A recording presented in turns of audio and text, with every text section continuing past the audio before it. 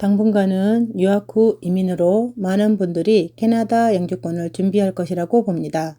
공부를 마친 후 PGWP나 관련 직종으로 취업을 해서 LMI를 통해 워크퍼밋을 신청해서 영주권까지 가는 루트입니다.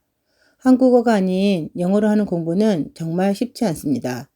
물론 대학 입학은 영어를 어느 정도 할 수 있다는 것을 전제 조건으로 하고 있습니다. 영어가 뒷받침이 되지 않는다면 시도조차 할 수도 없겠죠? 제가 생각하는 유학 후 이민에서 가장 중요한 것은 본인이 정말 하고 싶은 공부인지 해낼 수 있는 공부인지 판단을 잘 해야 한다는 것입니다. 무턱대고 졸업 후 취업이 잘 된다고 해서 본인과 맞지 않는 것을 선택하면 영주권을 진행하면서 많이 힘들 수밖에 없으니까요. 2014년 12월 17일에 IRCC에서 업데이트한 내용에 의하면 ECE 유학교사 과정은 졸업 후 PGWP 3년을 받을 수 있는 학과에 속하게 되었습니다. 그래서 앞으로도 계속 많은 분들이 유학교사가 되기 위한 공부를 할 것 같습니다. BC주에서는 공립학교에서 2년 디플로마 과정을 거치지 않으면 인터내셔널 그래듀에이트 스트림으로 BCPMP를 진행할 수가 없다고 합니다. BCPMP는 고용주 베이스 주정부 이민이기 때문에 취업이 확정되거나 취업을 해서 일을 시작해야만 가능합니다. 지금은 보통 BCPMP 서포트를 일 시작 후 수습 기간이 지나야만 해줍니다. 센터마다 기간이 달라서 적으면 3개월, 보통은 6개월, 심하면 1년 후에 해주는 것들도 있습니다.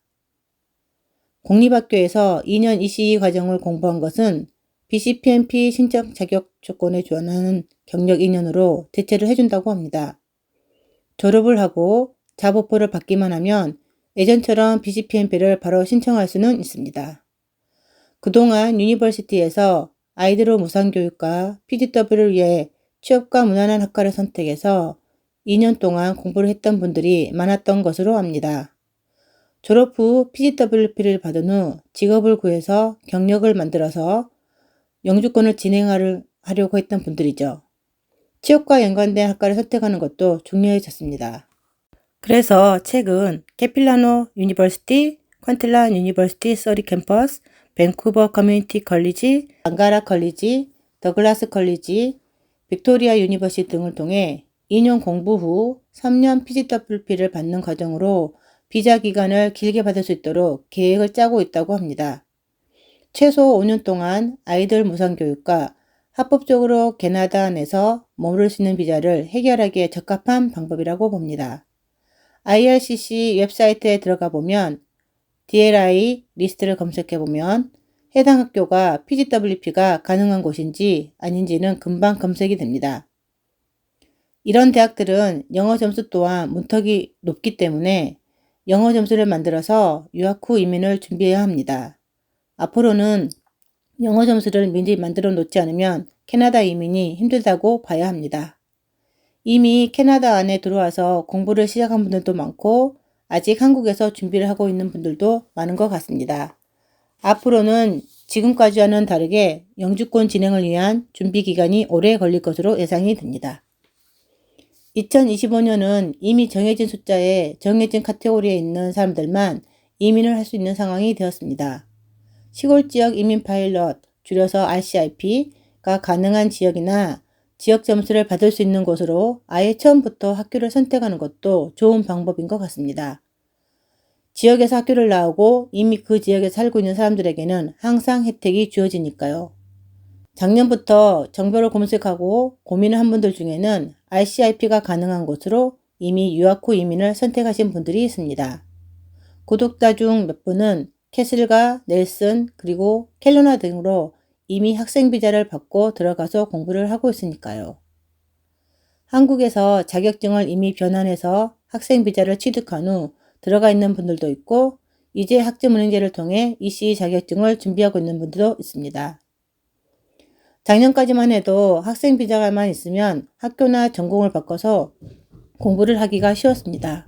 IRCC의 학교 후 DLI 넘버만 바꾸면 쉽게 다른 학교에서 본인이 원하는 다른 공부를 할 수 있었기 때문입니다.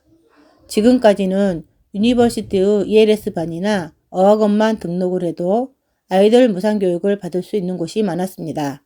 현재는 좁아진 이민 정책 때문에 이런 혜택들도 많이 없어지고 있다고 합니다. 그러나 여전히 가능한 곳이 있으니 영주권이 목표라면 영주권을 받을 때까지 그 지역으로 가는 것도 좋을 것 같습니다. 이미 학생비자로 캐나다에 와서 공부를 하고 있거나 앞으로 캐나다로 유학 후 이민을 생각하고 있는 분들은 장래의 직업에 대해서도 고민을 많이 해야 할 시기인 것 같습니다.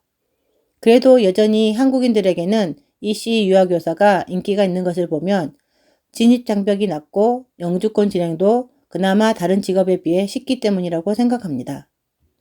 2024년 11월 끝으로 BCPNP의 인터내셔널 그래듀에이트 스트림이 끝나서 2025년에 다시 재개하는 것을 손꼽아 기다렸던 많은 분들에게는 좀 절망적인 소식이 있었습니다. 2025년 4월 14일에 발표된 BCPNP 뉴스에 의하면 2025년에는 더 이상 인터내셔널 그래듀에이트 스트림으로는 초청장을 받을 수 없게 되었으니까요. PGWP를 가지고 계신 분들에게는 아직 시간적 여유가 있으니 경력과 영어 점수를 만들면서 기다릴 수밖에 없는 게 현실입니다. 작년 여름에 빅토리아로 옮겨간 중국인 선생님 한 분도 BCPNP의 인터내셔널 그래듀에이트 스트림이 재개가 되기만을 손꼽아 기다렸습니다. 그런데 올해는 힘드니 내년을 기대할 수밖에 없게 되었습니다.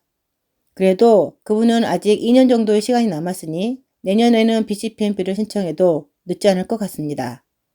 이미 캐나다 경력 1년이 넘었으니 플러스 10점, 옮겨가자마자 지역점수 플러스 15점, 지역점수가 있는 곳에서 1년이라면 플러스 10점, 합계 35점이 추가가 됩니다. 빅토리아나 나나이모 같은 지역점수를 받을 수 있는 곳에 있는 선생님들은 보통 1년 경력이 넘으면 120점대는 되는 것 같습니다. 2025년 5월 8일에 발행된 BCPNP 초청장 수는 94개였습니다. 그중 47명은 티어 1 또는 1에 해당하는 잡업부를 가지고 풀타임으로 일하면서 미니멈 웨이지를 시간당 105불을 받는 사람들이었습니다. 나머지 47명은 BCPNP 점수가 150점이었습니다. 지금까지 한 번도 이렇게 높은 점수로 초청장이 발행이 되었다는 이야기는 못 들어본 것 같습니다. BCPNP 측에서는 2025년도에 2,900개의 백로그를 먼저 정리를 한다고 합니다. 그리고 2025년에 초청장을 발행할 1,100개의 신규 BCPNP 어플리케이션을 제출하면 3개월 정도 프로세싱 타임으로 예상하고 노미니를 주겠다고 합니다. 늦어진 신청자들이더라도 2026년 초반에 초청장을 받으면 3개월 후에는 연방으로 영주권 신청을 할 수 있을 것 같습니다. 늦어도 내년 겨울까지는 연방을 신청할 수 있다면 영주권 진행은 무사히 할 수 있을 것 같습니다. 예전에는 센터 매니저나 오너는 선생님들의 워크퍼밋 만료 날짜에 대해서 잘 체크를 하지 않는 편이었습니다. 그러나 요즘에는 미리미리 체크를 해서 인원 채용을 생각하고 있다고 합니다. 연장을 할 수 있는 상태가 아니면 고용 유지를 하기가 힘들다고 판단이 되기 때문이라고 봅니다. BCPNP 승인 후 연방정부에 영주권을 익스프레스 엔트리나 PNP 이민으로 신청을 해야만 계속 일을 할 수 있기 때문인 것 같습니다. AOR을 받고 난 후 신청할 수 있는 BOWP만 있으면 이직을 해도 됩니다. 고용주 변경을 IRCC에 업데이트만 해주고 간단하게 끝납니다. 저 같은 경우에는 이직 후 2번의 월급 명세서와 센터 후 비즈니스 라이센스를 웹폼을 통해 보냈습니다. 캐나다 안에서 버틸 수 있는 안전한 방법을 선택해서 기다리는 것이 좋습니다. 아니면 날마다 계속 불안한 마음으로 살아갈 수밖에 없을 테니까요. 이 COPR만 받으면 완전한 영주권 신분을 누릴 수 있습니다. PR카드 유효기간도 이 COPR을 받는 날로부터 시작이 됩니다.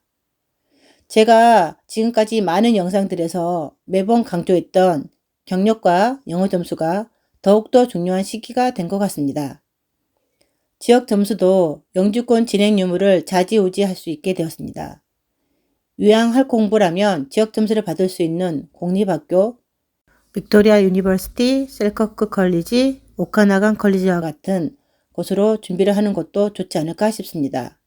특히 한국에서 지금 캐나다 이민을 하고자 하는 분들은 많은 유학원이나 이민 에이전시와 상담을 해보는 것이 좋습니다.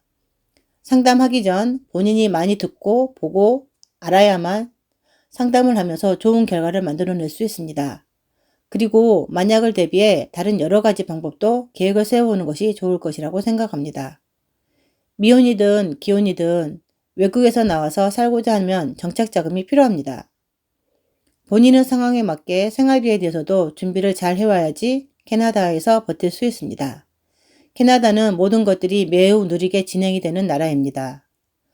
충분히 알아보고 내 가족이 나아갈 길을 어느 정도 계획을 세우고 와야지 시간을 단축시켜 안정적인 생활을 누릴 수 있는 것입니다. 그러기 위해서는 미리미리 영어 전수와 관련 경력을 준비하시기 바랍니다.